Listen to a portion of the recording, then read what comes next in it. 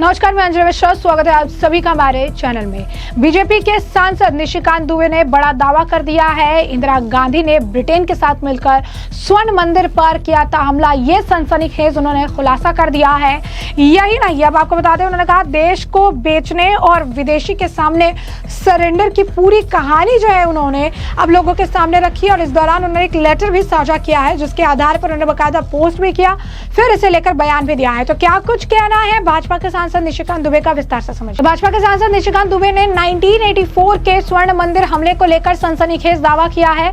उन्होंने कहा कि तत्कालीन प्रधानमंत्री इंदिरा गांधी ने ब्रिटेन के साथ मिलकर स्वर्ण मंदिर पर हमला किया था। दुबे कांग्रेस पर हमला बोलते हुए कहते नजर आए कि कांग्रेस के लिए सिख समुदाय सिर्फ खिलौना है। सिखों के कत्लेआम को छुपाने के लिए 2004 में मनमोहन सिंह को कठपुतली प्रधानमंत्री बनाया गया। भाजपा नेता अपने एक्स हैंडल पर गृह सचिव की एक रिपोर्ट का हवाला देते हुए लिखते हैं कि 1984 में स्वर्ण मंदिर पर हमला ब्रिटेन के साथ मिलकर किया गया था।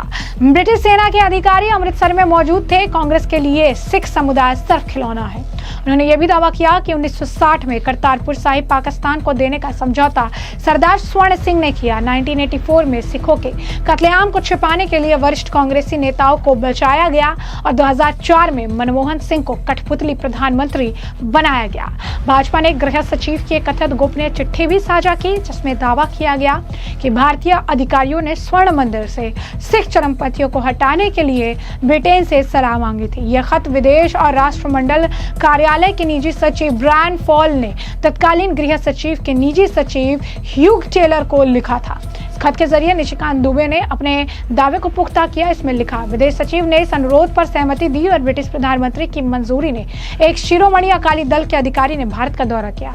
इस अधिकारी ने एक योजना बनाई जिसे इंदिरा गांधी ने मंजूरी दी। योजना के जल्द लागू करने की संभावना भी थी। इसमें कहा गया कि स्वर्ण मंदिर में इस कार्रवाई से पंजाब में सांप्रदायिक हिंसा भड़क सकती थी, जिससे भारत और ब्रिटेन में सिख समुदाय के बीच तनाव बढ़ने का खतरा था, खासकर अगर ब्रिटिश विशेष बल की भूमिका उजागर हो जाती। इसलिए इस जानकारी को भारत और लंदन में गोपनीय रखा गया।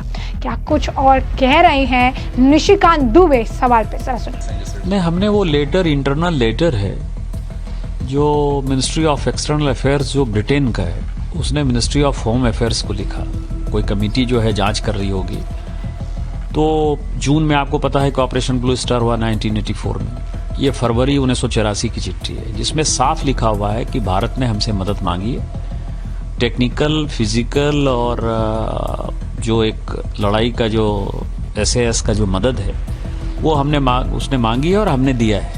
हमारे लोग वहां गए हैं और स्वर्ण मंदिर पर जो आप समझिए कि 6 महीने पहले से स्वर्ण मंदिर पर अटैक करने का जो है कांग्रेस ने प्लान बना रखा था। ये सबसे सीरियस है। दूसरा, आपको पता है कि वो कमेटी जांच की और उस कमेटी में पता चला कि उस वक्त जो है ब्रिटेन के पूरी की पूरी आर्मी के जो सीनियर अफसर्स थे वो उनकी देख रेख में जो है भारतीय सेना इस तरह से कोई करता है। भिंडरावाले को आपने पैदा किया और भिंडरावाले को पैदा करने के बाद आपने निहत्थे सिखों को जो है सबसे जो धार्मिक संस्था है सिखों की, स्वर्ण मंदिर से ज्यादा धार्मिक तो कुछ है नहीं, वहां आपने अटैक कर दिया। उसमें भी विदेशी सेना के साथ मिलकर, ब्रिटेन की सेना के साथ मिलकर 3 काम ऐसे किए सिखों के साथ अन्याय किया कांग्रेस ने, जो ना भूलने वाली घटना है। सबसे पहले 47 में जब करतारपुर साहिब दे दिया, पूरा का पूरा अकाली दल से लेके पूरा पंजाब परेशान हो गया, पूरा एजिटेशन चला।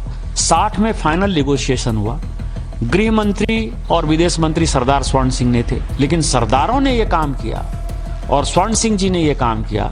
इसलिए KM शेख और स्वर्ण सिंह जी के बीच समझौता हो गया 1960 में, जिसमें करतारपुर साहब को परमानेंटली पाकिस्तान को दे दिया। दूसरी घटना ये हुई कि जब ये ऑपरेशन ब्लू स्टार, मतलब ये तो 84 के फरवरी की हमने चिट्ठी दी, इसका मतलब 82-83 जो सिख एक्सट्रीजम बढ़ रहा था, भिंडरावाले को पैदा किया था, ये काम करना है तो जैल सिंह जी को राष्ट्रपति बना दिया और स्वर्ण मंदिर पर अटैक कर दिया ब्रिटेन के साथ मिलकर। और तीसरा, आपको पता है कि इंदिरा जी की हत्या के बाद, दुर्भाग्यपूर्ण हत्या के बाद, जब सिख दंगे हुए और कांग्रेस के नेताओं ने चुन चुन कर सिखों को मारा, खासकर दिल्ली में, तो क्या किया? 2004 में जब कांग्रेस को मौका मिला तो मनमोहन सिंह जी को जो है प्रधानमंत्री बना दिया, क्योंकि उस वक्त जो है नानावती कमीशन आ गया था। सारे कमीशन जो है कह रहे थे उसमें जगदीश टाइटलर को बचाना था, HKL भगत को बचाना था, सज्जन कुमार को बचाना था। और आपको पता है कि जब तक मोदी जी की सरकार नहीं बनी तब तक ये सभी जो है बाहर ही घूमते रहे। तो ये जो 3 है, सरदार स्वर्ण सिंह, जैल सिंह जी और मनमोहन सिंह जी, इन तीनों का जो है केवल सिखों को एक कठपुतली के तौर पर कांग्रेस, गांधी, नेहरू परिवार ने जो है उपयोग किया। और ये सबसे दुर्भाग्यपूर्ण घटना है जो आज मैंने ट्वीट किया कि ऑपरेशन ब्लू स्टार में आपने ब्रिटेन के सेना के साथ मिलकर स्वर्ण मंदिर को तहस-नहस किया।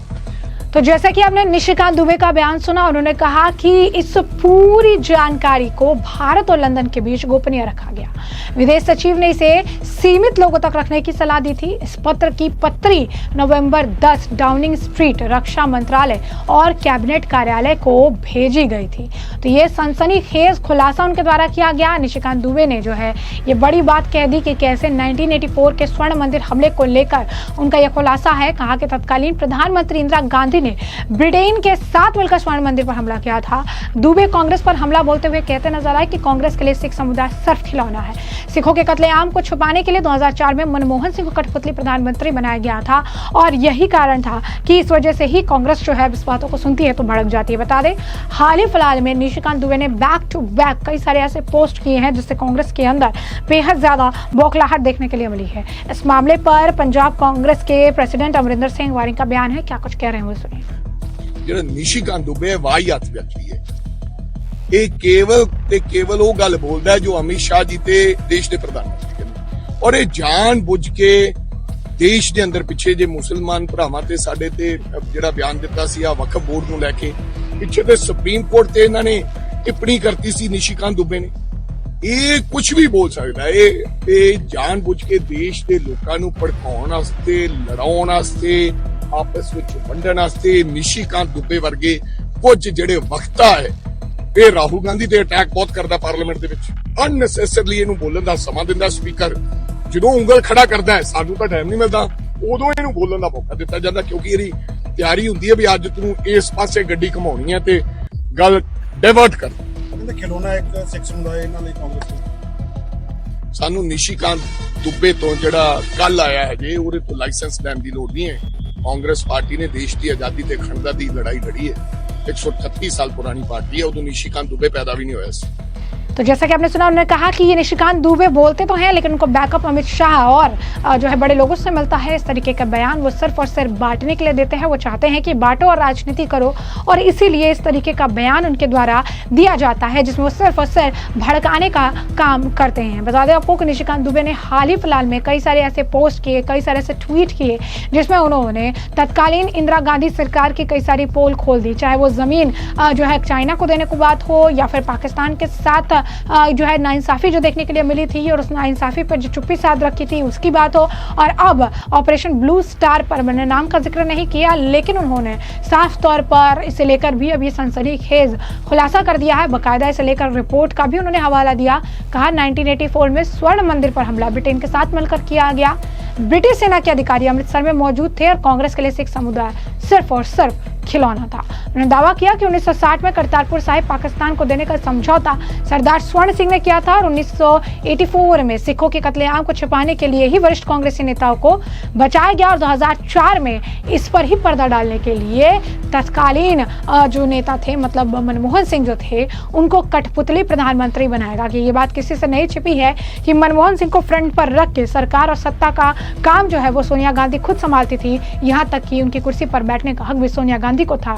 जिन गाड़ी में मनमोहन सिंह को चलना चाहिए था उस गाड़ी का इस्तेमाल भी सोनिया गांधी करती थी। यानी ये बात किसी से नहीं छिपी है कि मनमोहन सिंह को फ्रंट पे रखकर कांग्रेस और खासकर सोनिया गांधी के ऊपर कितनी सारी जो आप कह सकते हैं कि आरोप लगाए गए तो कितने सारे पावर जो है उनके हाथों में था, जिन पावर का एक्सरसाइज करके वो हर फैसले को इन्फ्लुएंस करती थी।